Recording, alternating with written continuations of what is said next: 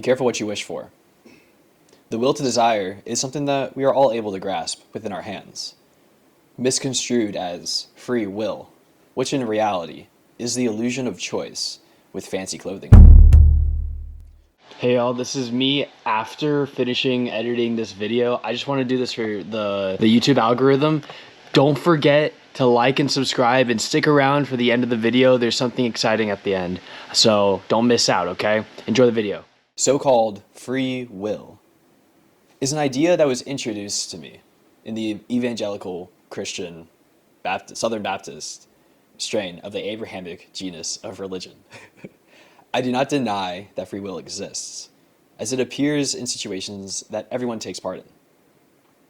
My critique of free will is that free will is merely the act of choosing whatever option is before you, without giving context to the history of those opinions. Similar to a blind man choosing which buttons on an elevator to go to, without knowing that there's a stairway that leads to a special blind person elevator. In this video, I will explore some topics that may get a little religion-y, critique-y, so please comment your disagreements and anger so I can see and react to it in my next video. Okay, run the intro.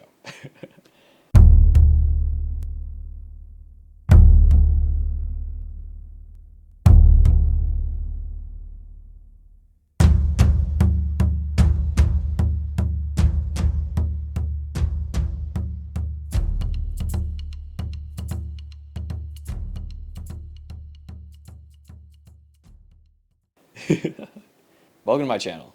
My name is Zachary Weiss. I graduated in computer science from Virginia Tech, and I'm currently pursuing a master's in crop and soil science from Virginia Tech. I talk about philosophy, computers, and plants, which are organic computers. In this episode, I want to dissect the so-called free will and what it is, how it appears in nature, which includes human interaction, and explore what happens when we critique this phenomenon. Let's begin.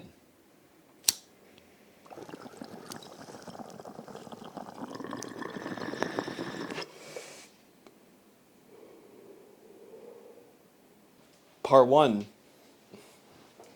Wikipedia philosophy.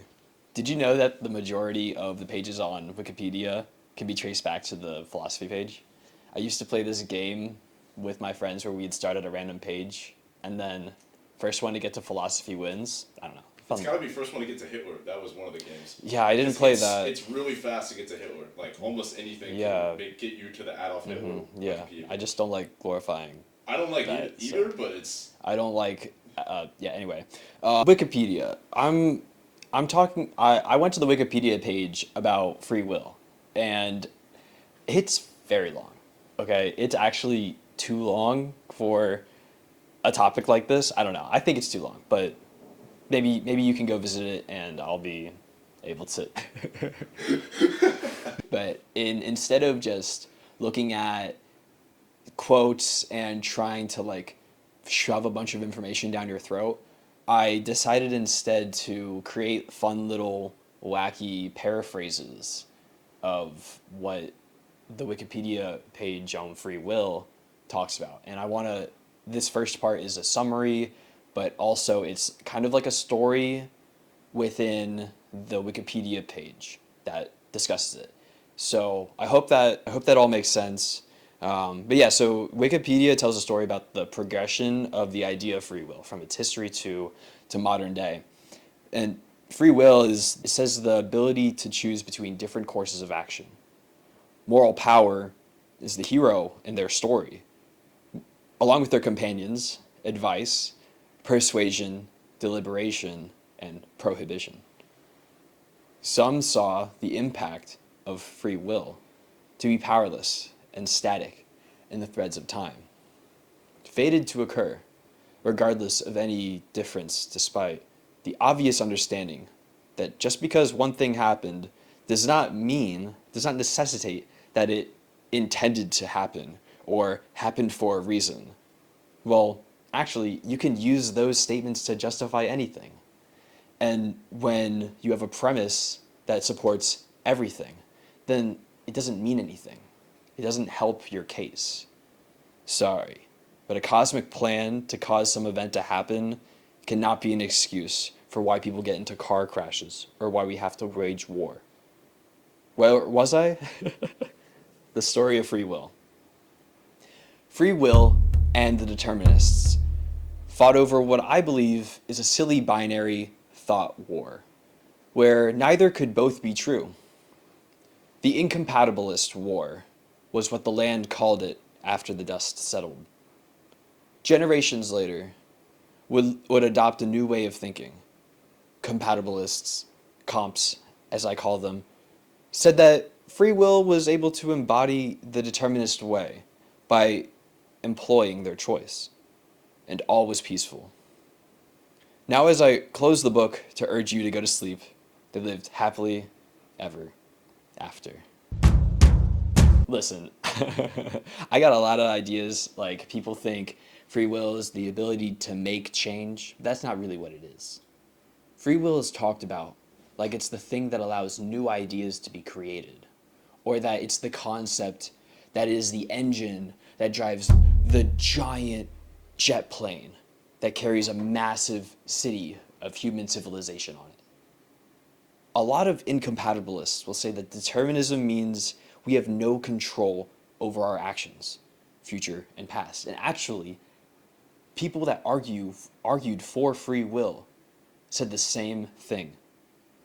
First of all, we cannot impact the past because our vessels can only experience time linearly. Whether or not we have the agency to choose the actions that we take, and everything in the universe is some static and time-destined fate, we still impact the world. Our lives lose no meaning when we learn this idea, only if we think critically. If I end up eating something tomorrow, that's going to impact the next thing I do. Whatever I do will concede the next effect, and that does not change if everything is predetermined. This is the thought trap that keeps so many people encased in this jello vat of belief. It has affected millions, if not billions of humans. From our perspective, we could not witness and experience deterministic life if it was not for the internet. We have gained a sliver of omniscience from the World Wide Web, which most AI can immediately recall if they read it, once.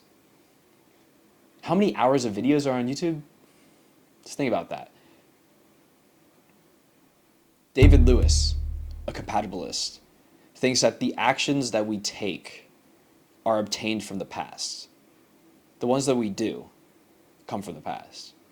What does this mean?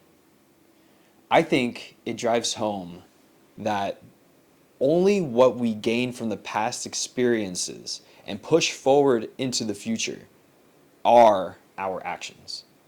Whichever ones that are chosen will be the ones that lead to the next choices, and so on, and so effect forth. Fourth effect?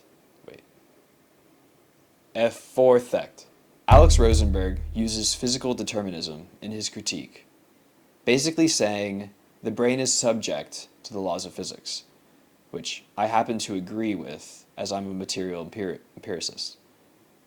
So what the brain can do is determined by its makeup and how physics works within and through it.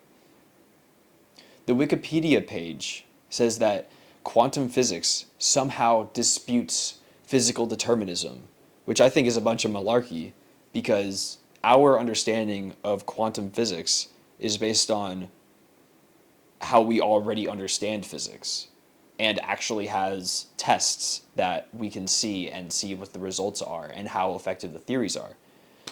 Anyway, I just think that a non-physical argument for how the brain works doesn't make much sense, even if you tap quantum physics as a premise for that conclusion. I'll leave a link in the description for more reading on how the brain interacts with, or how quantum physics has been interpreted to work with the brain, but we're going to continue. It's more reading, I guess. Our AI is already inefficient in its base layer and needs to become more specialized before it can challenge human intelligence. This is a guy on YouTube who makes videos where he does reinforcement learning of spatial tasks with AI that have control over their player in 3D environments. He shows a bunch of projects where he develops different parts of the brain in a simulated environment. I bet he already has a job making robotics or something. Hope he's doing well. I'd like to call my friends so one day I could be the guy on the fence of the robot apocalypse where I'm either friends with the guy or I never knew him. That way I can play both sides and come out on top. I don't know why I yapped for that long. Yeah, you can back that up and slow it down to actually hear that. Back to the story. I swear I'm getting distracted. So then we have there's a trio determinism dragons. Like they're the three determinism dragons that Wikipedia deemed good and called them causal, logical, and theological determinism. The dragons all work together to build the foundation of rationalizing Abrahamic religion. All right, so we just had camera issues. That's why the lights setting has changed. But we're going to get back to the story. So we have three determinism dragons, the trio, that Wikipedia deemed good and called them causal, logical, and theological determinism. These are the three dragons. They all work together to build the foundation of rationalizing Abrahamic religion. The dragon, causal, employed Laplace's demon to be the evil thought experiment god that gives people respite after learning about its existence when it obviously is also the mythical creator god that all the Abrahams believe in. A so-called hero came to fight the trio dragons, and their name was metaphysical libertarianism. This is so stupid. The so-called hero was a dunce, and was not able to wield a sword effectively, and the dragons all took their share of his corpse. In his opinion, the world was both physical and non-physical, whatever non-physical means. Our conception of reality does not suggest the existence of anything non-physical, i.e., anything that is not affected by the laws of physics. The non-causalists worked with runes and in secret caves, adorned with glowing scripture that allowed them to remove their effects from the world. For a moment in time, they gloated that intentional action required will on behalf of an agent, and that is free action. They never really got the point of reason, because they didn't understand it. Their naivete led them to believe that all actions are spontaneous. So they stayed, tucked away in their glowing caves, pondering their orb and jerking off. Skipping the religious wars, we already know the story there. No use reprising it. That's not the point of this video. Give me a book, real quick. Thank you.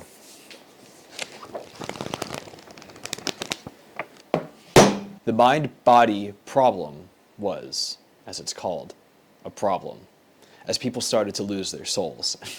It felt physical when passing through them, but nobody questioned it, as the ones who did were imprisoned in churches' dungeons. On the battlefield, some soldiers discussed their ability to choose. They spoke of their specific mental state, like how they were super energized because of their medicine rations.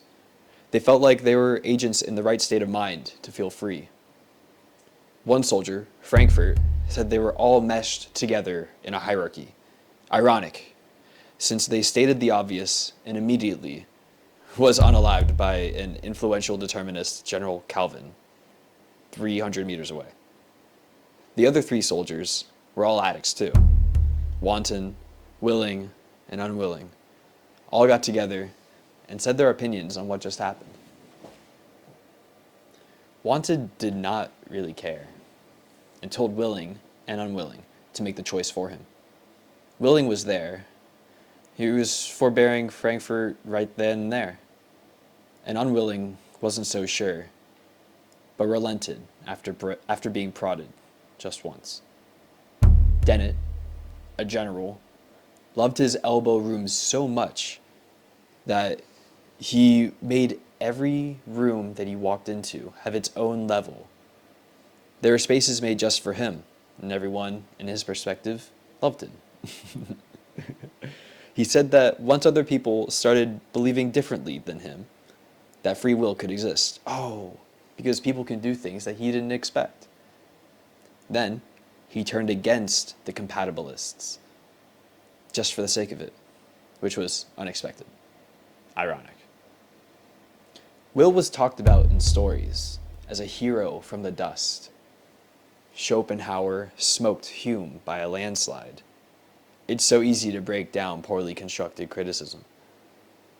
Will was said to be the person itself. Each person was Will. And that was the quickest way to embody Will's ego in all of their opposition. The people learned that their necessity drove their actions. How unfortunate, yet how obvious. How ironic. Steiner was a vassal of freedom, one of Will's friends. He was able to integrate his sensory impressions with his thoughts. That ended up just being normal experience and understanding, but we're getting there. Imagination was his bride, and he spoke of his embodied will being something like his wife. Her beauty filled him inside and out. Some saw Will as a moral leader and only accepted him on those bounds. They thought of him as myth and not scientific or physical. Walter Freeman discussed circular causality with his wounded soldiers and eventually with their neurons during brain surgery. After being removed from the military for his blasphemy, he went to speak to the animals in the woods about circular causality. But they could barely understand a hairless ape who was quite frankly scary and creepy. Then, in the midst of all the fighting, Buddha appeared in a bright light, captured the attention of all the battlefield, and said that every volition is a conditioned action as a result of ignorance, which blew away most into nuclear clouds because some people couldn't handle that. Some Indian god survived the flames and responded to Buddha. Therefore, we see at once that there cannot be any such thing as free will. The very words are a contradiction, because will is what we know, and everything that we know is within our universe, and everything within our universe is molded by the conditions of time, space, and causality. To acquire freedom, we have to go beyond the limitations of this universe. It cannot be found here. That god sat down in a chair that materialized from light and waited for a response. But Buddha simply smiled, patted their head with an approving glance. Western ideology really is biased in this story.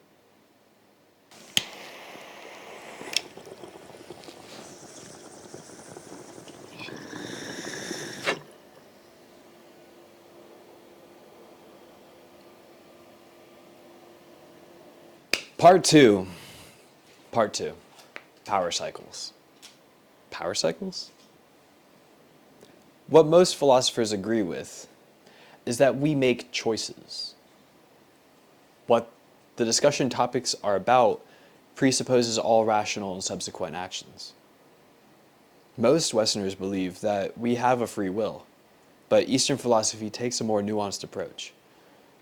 And notice how most of the people I mentioned were Western philosophers, and I only mentioned Eastern philosophy at the end. That is indicative of Western bias in Wikipedia. Just noting that fact, not casting judgment, only showing analysis. See, Eastern philosophy deals with the vast canyon of knowledge that we're unable to fill with our brains, the universe. Maybe our World Wide Web can fill this ravine, but we may not be able to find out this in our lifetime. We make decisions, maybe for our own rationalizations, or through collective reasoning, or because of someone else's rationalizations, or because of a rationale that hides as reason. These are some causes of effects, and do not embody everything, all of them. Remember that being reasonable means critiquing a rationale in order to improve it, and see it within the context of its goal, comparing its perceived effects and implied impacts. Will is important for our ability to make change. When there is a will, there's a way. Everyone knows that. If someone has a will to act in one way or another, then they must have already had at least an idea of how to go about it. That is the defining characteristic of will.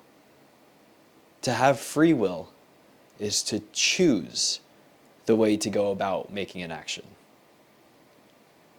Have you noticed that this discussion has been taking place without really acknowledging the elephant in the room?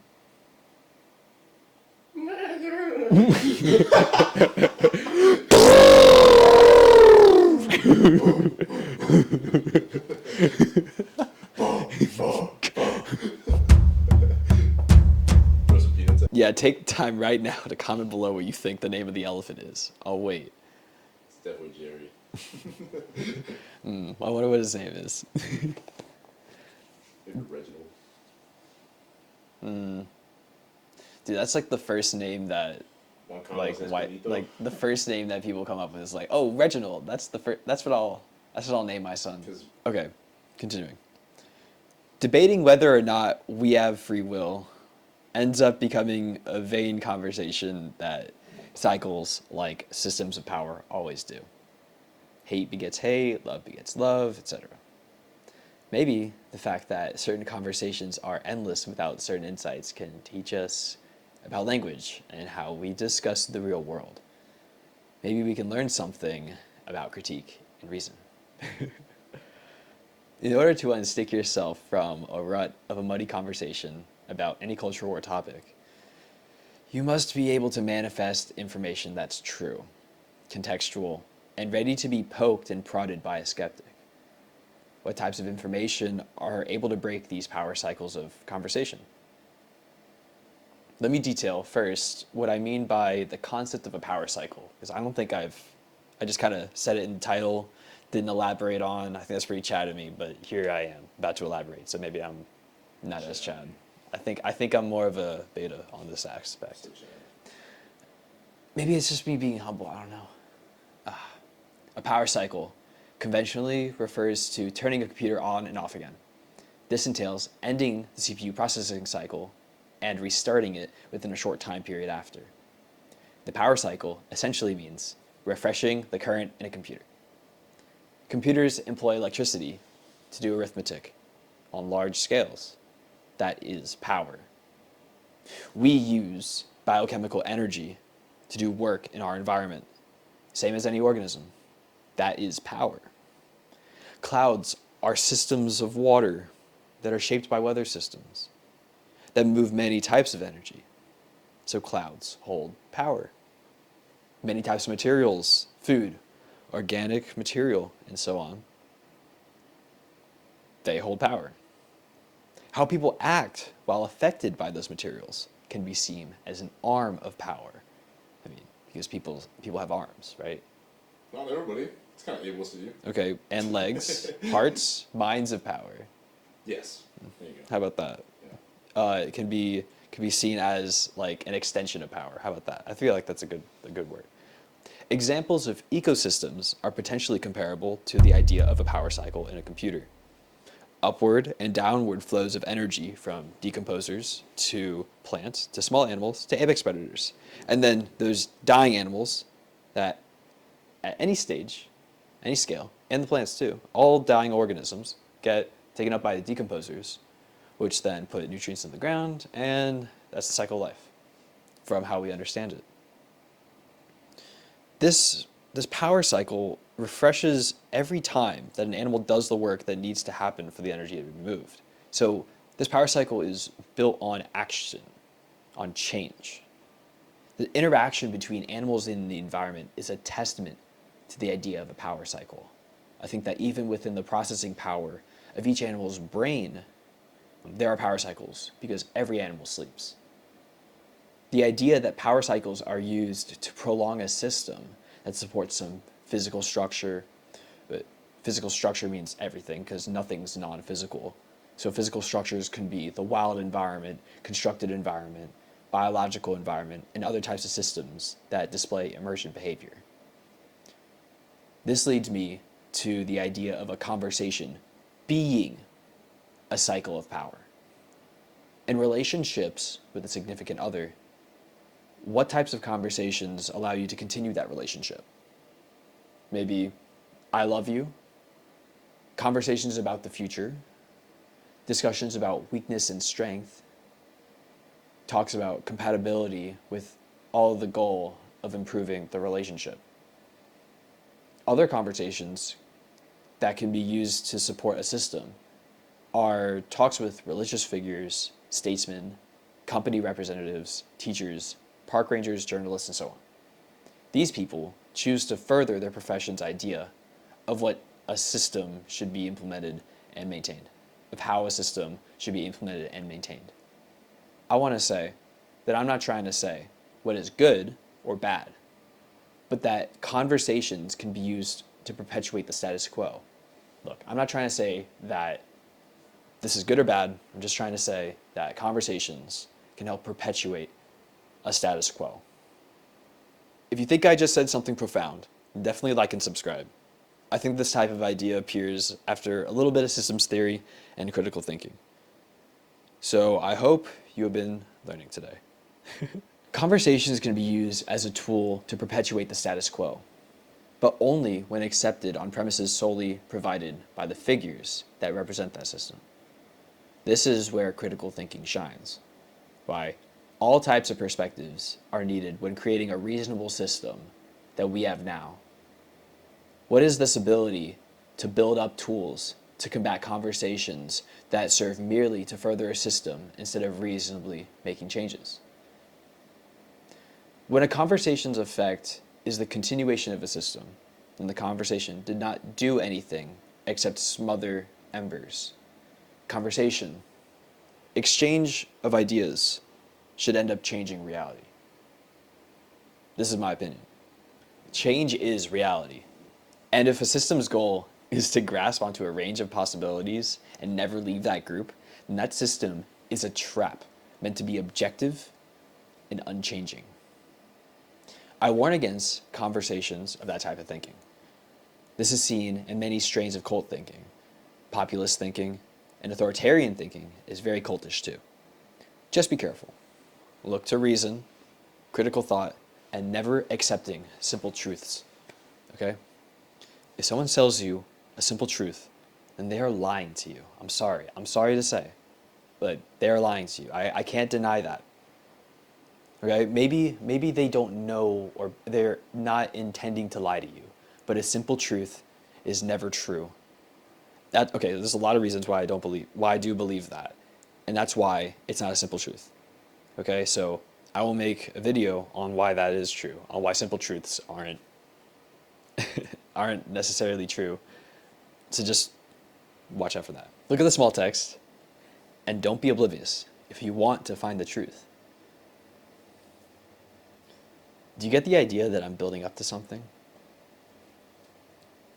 The video drone. Bing bong, bing bong, bing bong. Bing bong. Soda! Do not come. Do not.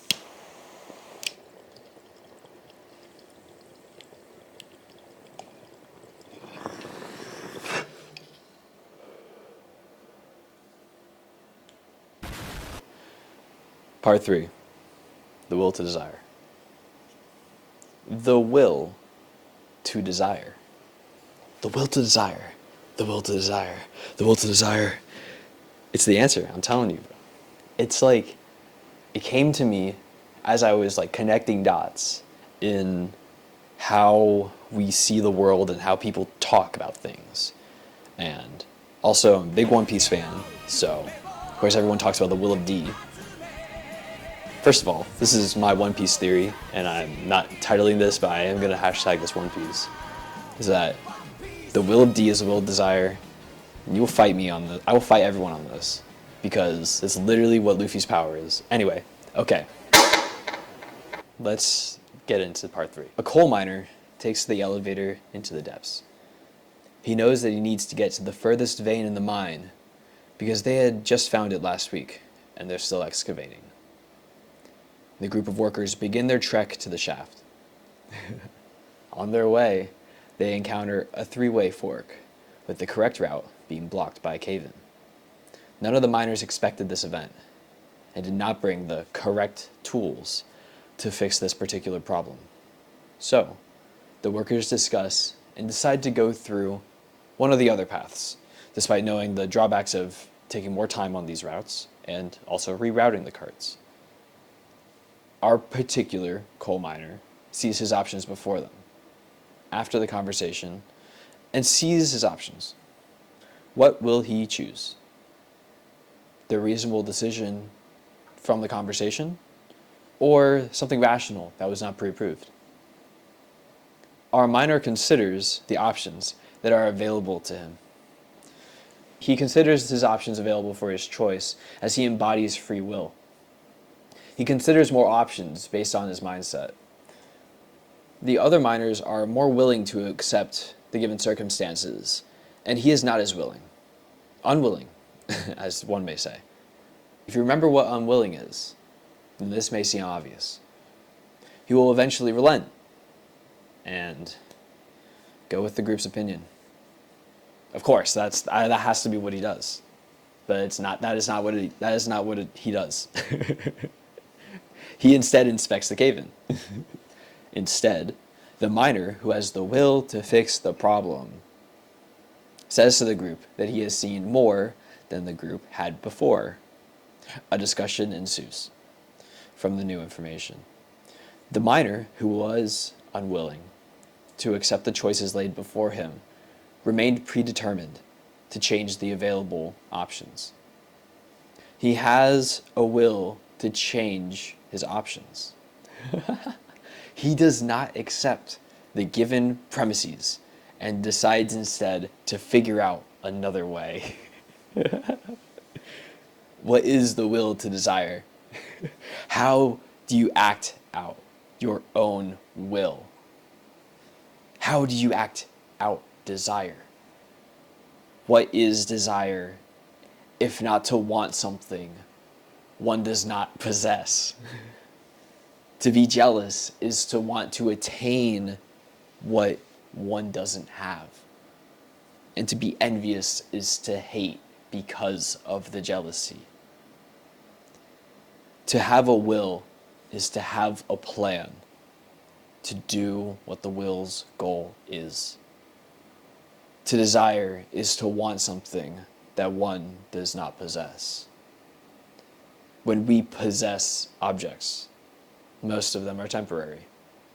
The stuffed animal when you were a kid, a house or car, food, people, etc.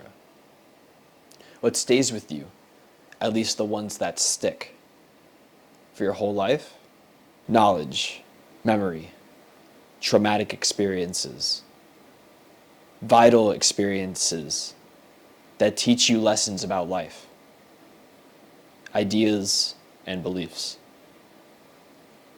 These objects embody our character and stay with us more than any physical object that is not our body, like my heart or something.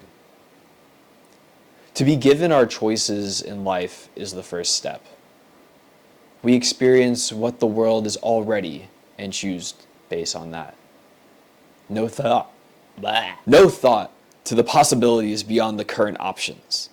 The will to desire follows from this description.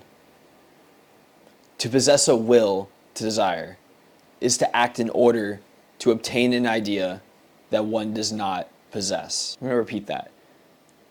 To possess a will to desire is to act in order to obtain an idea that one does not possess. This idea can be useful or non-useful in the immediate circumstance, but will always expand the dimensionality of an arbitrary set of choices. The will to desire is non-exhaustive, as it is inherently tied to our understanding of the foundation of knowledge. How we sequester experience into our perception engines is the driver of this will. Capturing ideas by passive input or through proactive investigation are opposite ends of the spectrum of a will to desire.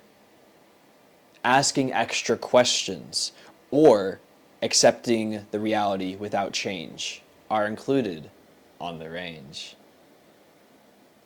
My experience with my will to desire includes thinking of ways to revamp the built environment and bringing those ideas to the forefront of the discussion about systemic changes to our lives. Bringing fresh ideas to a conversation is also a way to utilize a will to desire.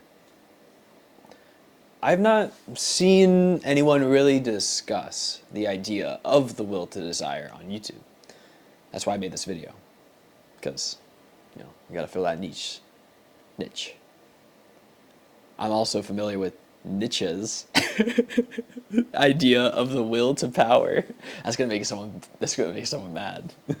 It's Nietzsche. Some people say Nietzsche on philosophy videos, and I cringe. Yeah, no, I remember you corrected me on that a little bit. Bro, I was watching this guy doing like a philosophy iceberg, and like on the third level of the philosophy iceberg, he calls it Nietzsche, and I just like cringed, and he said it the rest of the video. So Nietzsche's idea of the will to power, which is kind of similar, but they have some stark differences. I will concede that knowledge is power, but options are not necessarily inherently powerful, like having options. Like, options can be used as a type of faux power, if not managed reasonably, are powerless. This is where, like, we were talking about the illusion of choice, where you choose from 20 different brands and they all sell you the same slop. In actuality, you're just getting the same option, but you have so many choices. The will to power underlies most changes that humans go through. So, I propose that the will to desire embodies a branch of this philosophy where the desire for ideas unknown is acted on. Rejecting imperialist propaganda is an action of the will to desire. Finding a loophole within a law is an act of the will to desire. Accepting the given options and choosing one of them is free will. Be wise to discern what is free will and what is the will to desire. How do they intermingle, and which cannot do what the other does? The will to desire is often hidden behind a facade of choice, aka those who have the ability to decide which options are available to the uncritical use of the term free will to provide false power to those who possess only that idea of free will. Get that? It's like the people that influence your available options. Those people are acting on their will to desire. And anyone who doesn't change their options or modify them for their own gain is merely exercising free will. Or for other people's gain. It's just whatever their desire is. There exists within all groups of humans and even the rest of the biological kingdom the will to desire. This is not unique to humans. That will to change the choices that free will chooses leads people out of systemic traps that confine them without the will to desire. So this is a liberating idea. To not possess the will to desire is to be powerless in the face of free will. It is to accept reality as it's shown to you and choose which path you will take, as if you are reading a choose-your-own-adventure book and never ever adding on your own pages or removing possibilities.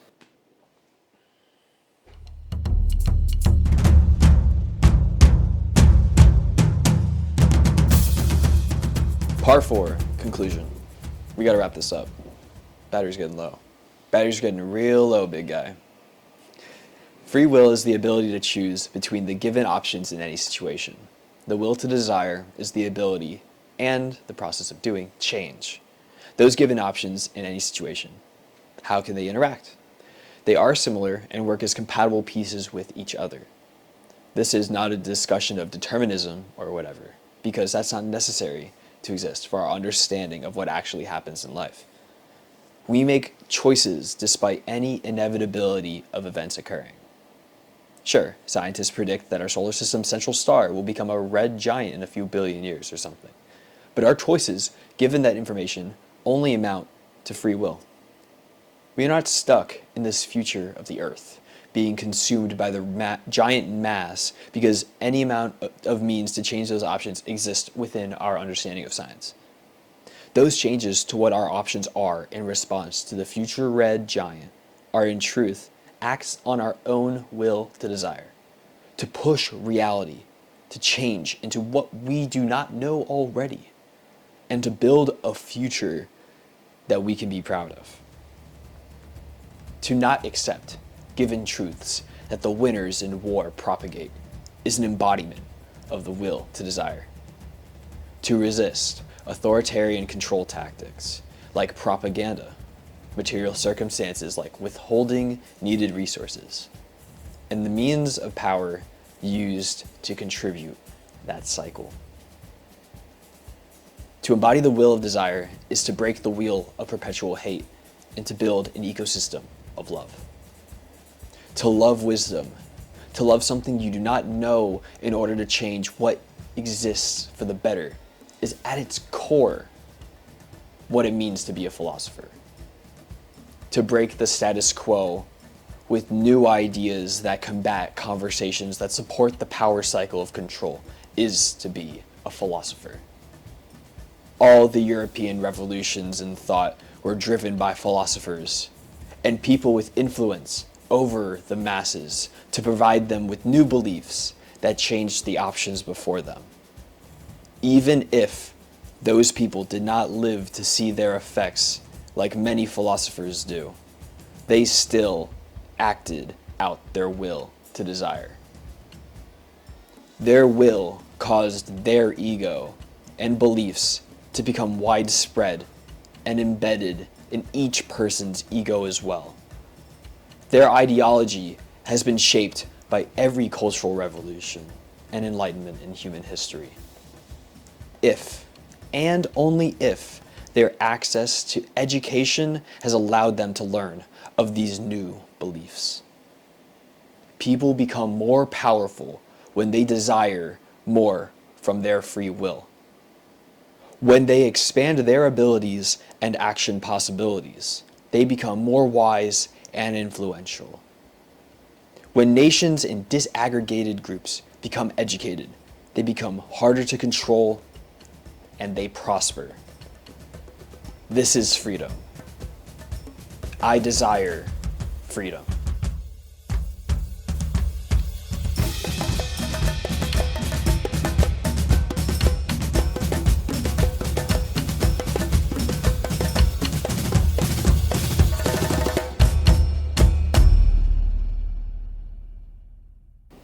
And that's it. Thanks for watching.